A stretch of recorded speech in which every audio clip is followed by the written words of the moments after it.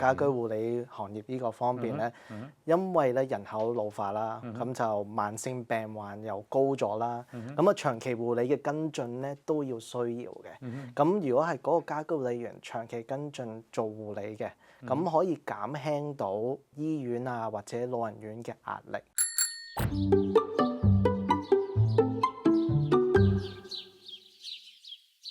歡迎大家收睇由安樂居呈現嘅不老80。嗱，今日咧同大家講講一個行業叫做家居護理話。嗱，最近咧好多啲裁員消息啦，係咁咧湧上呢個一啲媒體啊，或者大家都睇到一啲裁員嘅消息啊。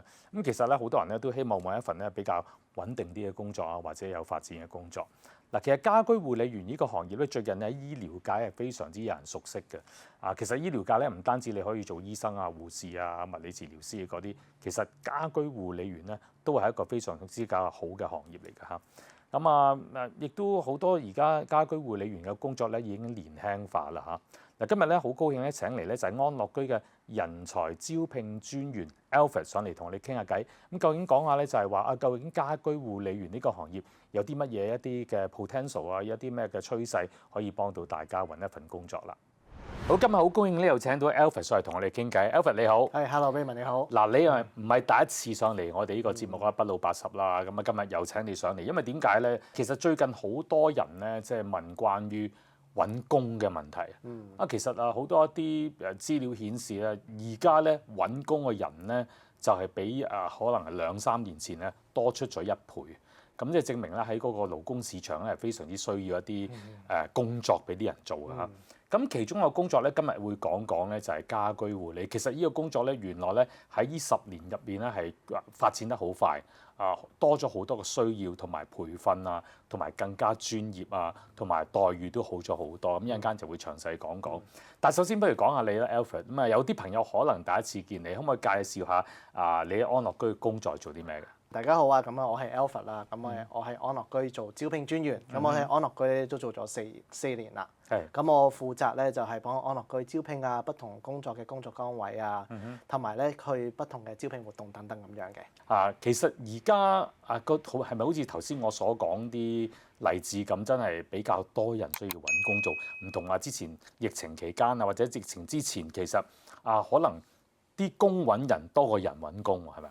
咁就都有好多工喺出邊嘅，其實睇下係去邊個方向啦。咁醫療方面咧，醫療行業呢個方向咧都幾廣泛下嘅。咁大家都知道醫療行業大家都諗下，可能淨係得醫院啊，但係唔係淨係得醫院嘅喎，例如私人診所啊，或者成人護理中心啊等等咁樣嘅。醫院其實醫生、護士或者治療師。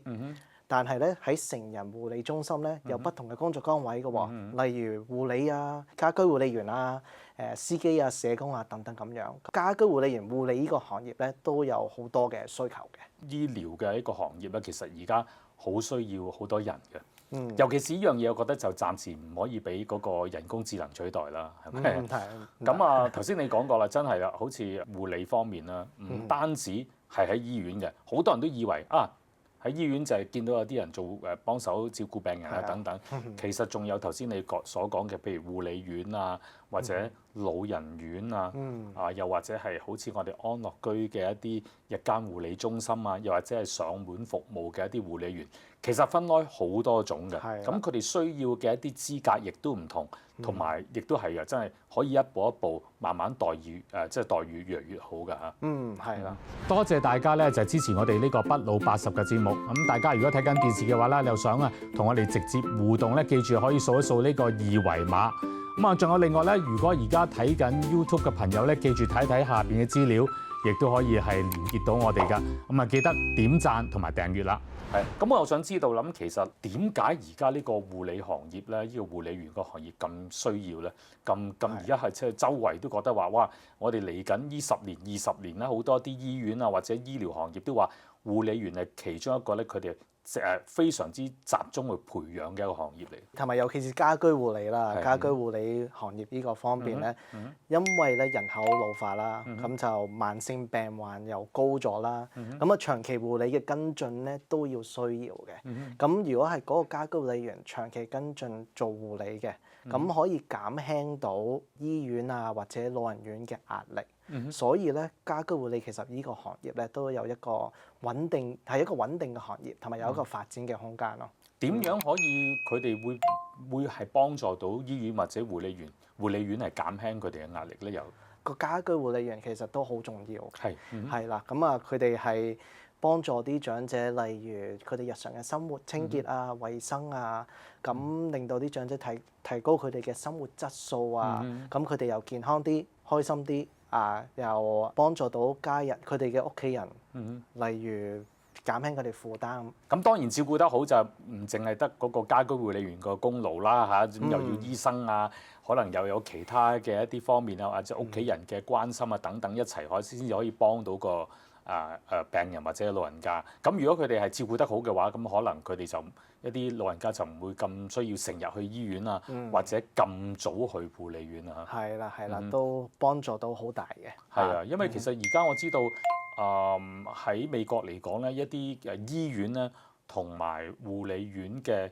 壓力都非常之大。嗰個咩壓力咧？就係越嚟越多人需要去護理院啦。但係可能根本就唔夠。醫院方面啊，如果真係嗰排多啲人入去急症室或者多啲人留院，可能又唔夠床位等等。咁所以如果咧一啲老人家可以安全健康咁留喺屋企咧，就好好多。係啦，所以我哋就話呢個家居護理咧，就係幫助長者喺佢哋屋企幫佢哋做護理等等咁樣咯嚇。其實而家家居護理員咧，我以前咧多數咧可能會係比較上咗年紀嘅人做喎，但係而家我覺得好似有少少咧就係年青化咗喎，係咪？係啊，有不同年齡嘅人去做呢份工啦，咁就都想對個社會有個貢獻，幫助到人係咪？咁就佢哋有個滿足感啊，同埋成就感等等咁樣，咁我可以幫助啲長者可以喺屋企度享受生活嘅。同埋而家直情都唔係好分男同女㗎咯喎。嗱，以前成日都係聽到話好多係女家居護理員，而家好多都有男士㗎。係啦，都有嘅，男女都冇問題。護理呢個行業咧，都係一個好有實際同埋好有充滿愛心嘅工作。咁對每個人嚟講咧，都覺得有個成就感、滿足感等等咁樣，咁可以幫助到個長者對社會有貢獻，同埋可以減輕到醫院同埋老人院嘅壓力，咁啊都對社會都有好多貢獻咯。係啊，咁同埋其實我聽到而家有時有啲可能年青一啲嘅咧，佢可能做一做part time 即係都係讀緊書，可能又或者有一啲咧，可能就係佢想入呢一行，咁啊希望喺從中咧學到一啲經驗。跟慢慢一步咧去唔同嘅崗位，咁都會有好多啊。你講得啱啊 Raymond，因為咧有啲護理員其實攞咗經驗啦，做護理，跟住咧可能佢哋做護士，跟住咧就晉升上佢哋想去做嘅嘢咯。其實好緊要你點樣同一啲你嘅病人或者一啲長者去溝通咧？呢個咧都係將來喺你就算做護士，甚至乎做醫生啊乜嘢都係有用嚇。呢個時間休息一陣，一陣講咧就係究竟做一個護理員咧，即係家居護理員咧，需要啲咩資格同埋技術等等啊。好。